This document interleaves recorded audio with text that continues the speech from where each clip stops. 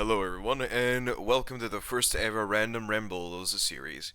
Yes, I know a very creative name, but either way. The way this the way this video is essentially gonna work, or this series in general, it's just mainly going to be me talking about anything in general, whether that be about Dying Light, whether that be life in general, pretty much anything for that matter. But for now, I'm going to be mainly choosing the topic that I want, and as the series eventually continues, I'm definitely gonna go out and pick other ideas or topics that people want me to talk about, whether it be about games, life, or anything in general. And then I'll look at it and I'll decide that if it's even worth it or not. But let's get into it. The three main topics that I'm going to be talking about and sharing my own opinions would be about Dying Light the Beast, my hate and love towards Dying Light 1, and as well as the lack of interactivity within the Dying Light fanbase. Like, why don't I interact with them in any way? So without wasting any more time, let's get into it. I'm going to start off with Dying Light the Beast, and then we're starting off chronologically, so am I excited for Dying Light the Beast? Obviously, yes, but I do have a few slight concerns here and there, but other than that, I do genuinely believe that Techland might be able to actually pull off a really damn good game that is really going to change the Dying Light franchise as a whole, or it's probably going to flop, but we're going to have to wait and see. But I do trust Techland that they're going to be able to perform very well with the game. Like, they're apparently pulling off like two good sides of the games and putting them into one, which I'm assuming that they're grabbing the atmosphere and the map design and the details of Dying Light 1. That is my alarm going off, I am very sorry. They're gonna be grabbing the map layout and as well as the details, the atmosphere from Dying Light 1, but also combine the combat parkour and as well as the enemies themselves from Dying Light 2, which I believe are the good things on Dying Light 2.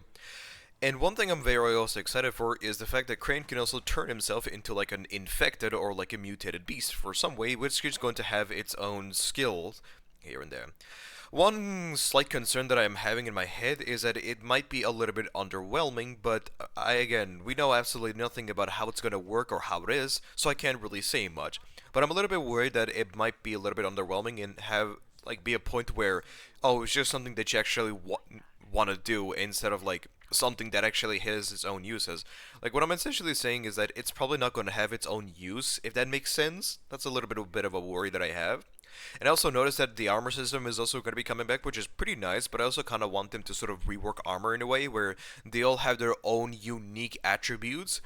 Like, a lot of the armor sets, they sometimes have like a specific passive skill which is shared amongst like the others. Like, tank has the survivor sense like duration increase or the range that comes from the ranger, and then the brawler can sometimes have stamina reduction towards parkour, which I did have one for some reason, which is kind of weird.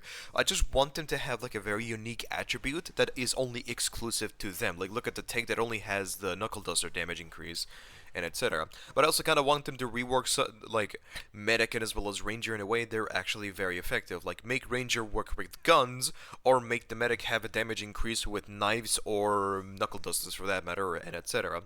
But that is all I can pretty much say. I'm also kind of excited to see like how the driving system is going to be, or like how all the cars are going to function, because apparently you can like get different cars. It's not just one car that you're going to be focusing on, which is pretty neat.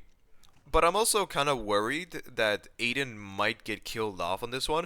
Like, obviously, I'm having this thought in my head where Hakon or Lawan is gonna get killed because Aiden's, like, current, like, status when it comes to his virus and his handling of the virus is, like, very unstable. Like, he's literally losing himself, and not in a more, like, meme way, but he's actually legitimately, like, losing control of himself and is, like, killing people left and right without... Like, it's not his fault, essentially, but it's just, like, he's losing himself entirely. And so I kind of have this worry where there might actually kill off Aiden in some way, which I don't want them to do, because Aiden himself as a character is really well portrayed and is very somewhat well written. He's a good character, but he's not as like amazing and iconic and rememberable as Crane. Crane is obviously, but like he's still a very good character, and the voice actor, that being Jonah Scott, has done a incredible job giving him a voice. So he does have his fan base, and I am a genuine fan of him. And as well as I like Aiden himself, he's a pretty good character, and I do genuinely see him having a huge potential into having a good arc in some way. Whether they turn him into a villain or not, if he does ever come back, is something that I don't know. It's something that I kind of want him to have, but we're gonna have to wait and see.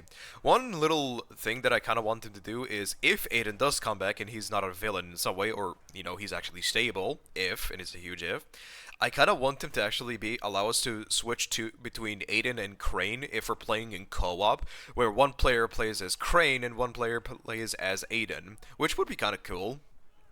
But again, that's probably something that I'm asking too much. But either way, so one of my concerns is that the beast system is going to be a little bit underwhelming, or if not do not have its own use. But I doubt that's going to be the case.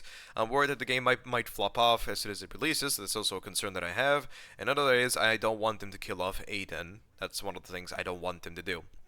And I believe that's that.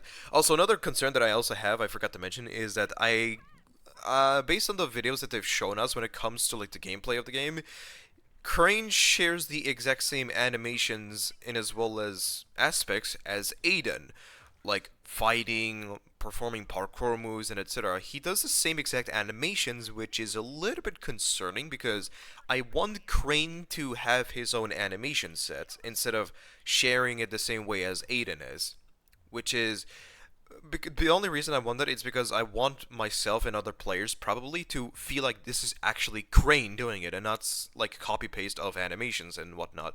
Like I want Crane to actually have his own animations doing something, like a ground pound where he literally, like, because of him being experimented for years, like he does a one-hand slam with a two-handed weapon because he's powerful, as an etc. Like an example. So yeah, but other than that, I am very much excited about Dying Light the Beast, and I'm really excited to see where the story or even how the parkour, like how anything works in general. Like I'm really excited for it. But now let's go over with a deep rabbit hole that I feel like if I jump into it, it's going to really set me on fire, but I honestly do not give two singular fucks about it, so let's get into it. Why do I hate and love Dying Light? Now let's go over with the negatives, because there's a lot of them, and then eventually I'll go over with the positives. Let's start off with the negatives. The game is very easy, even despite the enemies being very inconsistent and very bullshit to fight off against. The thing is, the only reason that Dying Light 1 is very easy to begin with, it's mainly because of the fact that how many ways that you can kill the enemy and not in a good way. Meaning that you can instantly kill them without any effort whatsoever. However, that is if the inconsistencies doesn't come in. And considering that the enemies love to spam attacks like very quickly without a single warning, specifically the volatiles, it can be very annoying. Like the weapons are like you have a variety of weapons, but the only weapon category that you're only going to be using is a one-handed weapon. That's the only good one. Two-handed weapons are very slow. Knives are very terrible against crowded enemies. It's only good against like virals and human enemies, but even then, does that matter? No. The only like alternative that you could maybe use effectively is long weapons, and that's pretty much it. Other than that, one-handed weapons are the only good ones. Guns are completely terrible. Bows and crossbows are fine, but again, why would you be using them when you have a fucking melee weapon that's capable of one-tapping enemies? And again, like, the weapon guns are terrible. The shotgun is the only one that's good, but then again, you have to be exactly at their faces to one-tap someone. If you're even like 1 or 2 meters away, the shotgun's is shit. The equipment are terrible. Molotovs are horrid. Throwing weapons are also kind of horrid. They're just weird. Grenades are explosive are probably the only ones that are somewhat solid, but even then, they're a little bit inconsistent at certain times. Molotovs are terrible as well. Firecrackers are fine, sure. Consumables break the game even more and make the game even more easier, and etc. etc. Getting money and as well as resources is also significantly easier. Like the minute you reach Old Town, the game just becomes a snooze fest. Like getting XP is nowhere hard. Just stay around nighttime, stick on low grounds, and whenever a zombie is transforming into a night runner, I think they're called, just go and bash them because they get insta-killed very quickly, or they're like very low health already. And from there you get huge amounts of XP, and plus trophies exist all around Haran, and you can get XP like significantly quickly. And because you're also spending time at night and getting those things together, you're leveling up survival skills very quickly as well. Yeah, it's like the minute you get like certain very OP skills, like tackle and as well as drop attack, which is like very easy to get, and it's not like at the end of the skill tree, you're already winning the game because you can literally grab a shit stick that deals like 10 damage, and you're allowed to insta kill even the tankiest of enemies, except for goons, demolishers, and as well as volatiles. But even then, just grab a shotgun and kill them. Like a shotgun is literally a get out of jail free card against like virals, no, not pardon me, against goons, demolishers, and as well as maybe even volatiles. Even if you have the double barrel shotgun, which you can get very early into the game by talking with Jeff himself, you already have a weapon that is able to literally one tap 90% of the enemies without a fucking problem. The problem I really have with Dying Light 1 is its really terrible combat and its really underwhelming like weapons and accessories. Gore is good. That is one thing that's really saving it. But other than that, combat is just really underwhelming because virals and human enemies, when they're performing a dodge, they cannot be harmed in any shape and way. And I wish I could show a video of evidence, but I can't because Dying Light 1 literally crashed my OBS and is not even showing anything. And the only thing you're hearing is like the audio, and that's it. It's like, here's the thing, when they're performing dodging animations, your weapons cannot hit them whatsoever. It's like sometimes you either hit them 5 times without missing, or you hit them 10 times and all of them miss somehow. That's how inconsistent the virals and as well as the human enemies are.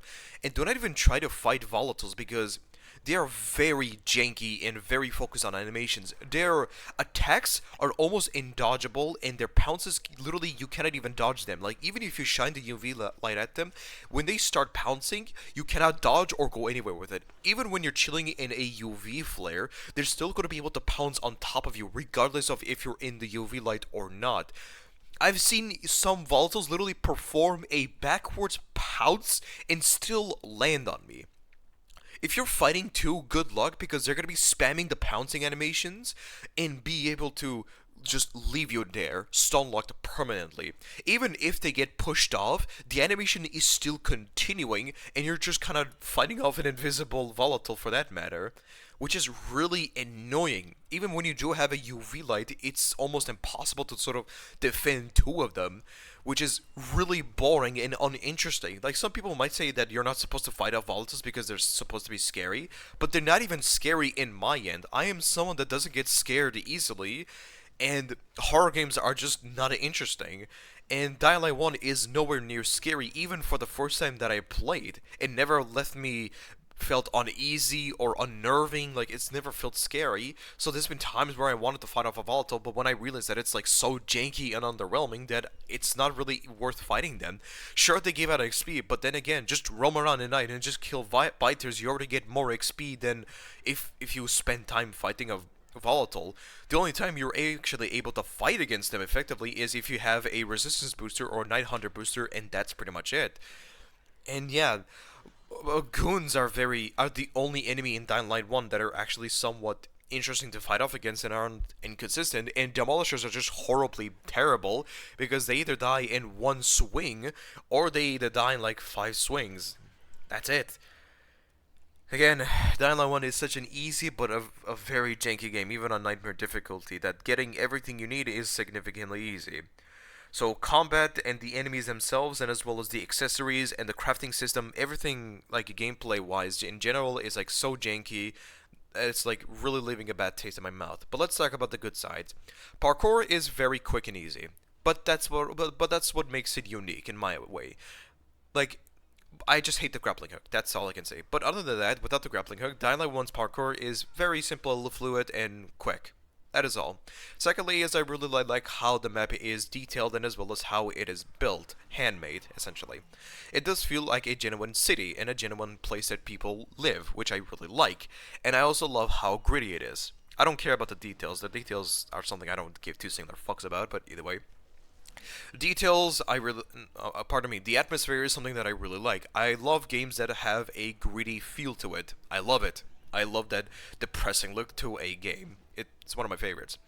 Next up is, I love the following DLC, especially with the car. Holy shit, the car is, or the buggy is a very well implemented system. I love it. The skill trees are good, they're interesting, they're fun. I really love the car, I love the buggy. Just being able to drive it around and hear the engine roar, it is amazing. I love it.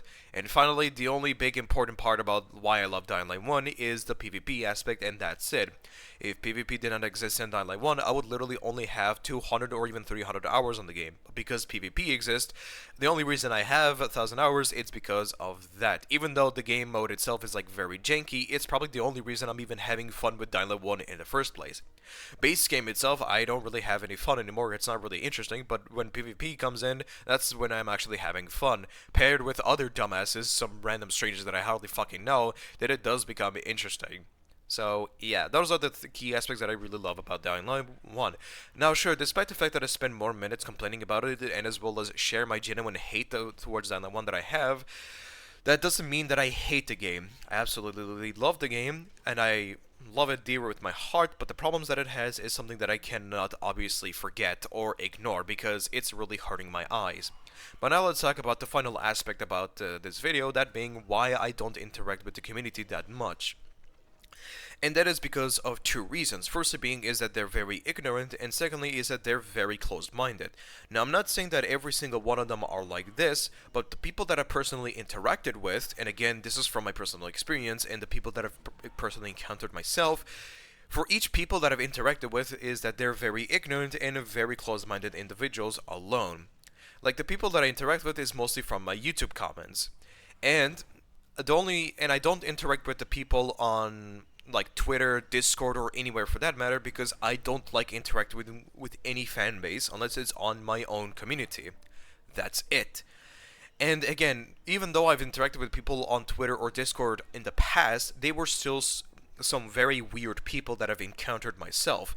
Weird in a bad way, like uncomfortable type of way, if that makes sense. Again, I don't know if I am a magnet to attracting like even the weirdest people, even the most friendliest communities. Like, I've seen so many tweets about people saying like, oh, Dying Light communities are like the most friendliest or like the most chill, and I'm there like, how can I believe this when the people I've interacted with personally are like the most degenerate pieces of shit myself? Like, whenever I share an opinion, either side is going to flame me in one way or another. If I have an opinion about Dying Light 1, Dying Light 2 fanbases are going to come and lynch me. If I say something about Dying Light 2 and say why I like it or in some way and think that Dying Light 2 does better than this, then Dying Light 1 fanbases are going to come in and tell me to kill myself, which have no effect on me whatsoever because I already had those types of words said at me when I was like 6 years old playing Counter-Strike, so have at it. But back to the topic. It's like, whenever I share an opinion or talk about something, a lot of the times people come and tell me that I am either a ignorant retard, I have no idea what the fuck I'm talking about, or I am a fake fan, apparently. Even though I'm literally providing video evidence as to why I believe of this. Like, whenever I was, like, talking about a comparison between, like, Dying Light 1 and Dying Light 2, about the hatred between the two fan bases, there's been so many mixed opinions about people telling me that I have no idea what the fuck I'm talking about, even though I literally told them that this is the genuine reason, and that's pretty much it. Or what about the one that I talked about where guns in Dying Light 1 are terrible, but guns in Dying Light 2 are also are significantly better. People tell me that I'm a fucking idiot that have no idea what I'm talking about, and half of the shit that I'm apparently saying does not apply to them, even though that they're people. What am I taking? Anyway, the people that I'm arguing with are playing like on normal or hard difficulty, which you can play on easier difficulty. I don't have a problem with it. Do whatever you want. I'm not judging you. But I'm talking in the perspective on Nightmare difficulty, which I literally said in the video, but people tell me that I am a fucking idiot that have no idea what the fuck I'm talking about. Like, guns in Dying Light 1 are terrible, and I've literally given out reasons as to why this is the case. I've literally said it in multiple occasions, but people still refuse to believe me or acknowledge it, and they give out, like, a stupid excuse, which is like, the excuses that they give just makes zero sense. And when I'm, like, giving them a genuine counter-argument as to why this is the case and with genuine evidence in the video, they whip out weird, like, topics that are not even related to the argument that we're talking about. They'll call me an idiot, they'll call me someone that I have no idea about, they'll call me an egotistical piece of shit, which is somewhat true. Like, I have an ego, sure, but it's not, like, to the point where I'm acting like I'm better than you in some way, if that makes sense. But at least I know when I'm right and when I'm wrong. Guns are terrible in Dying Light 1. That is something you cannot change my opinion about because they are terrible, except for the shotgun. That's the only good one. The others are just complete dog shit. Or what about the fact when I talked about how beautiful Dying Light 2's parkour is, people still refuse to acknowledge it and say that no, Dying Light 1 is better.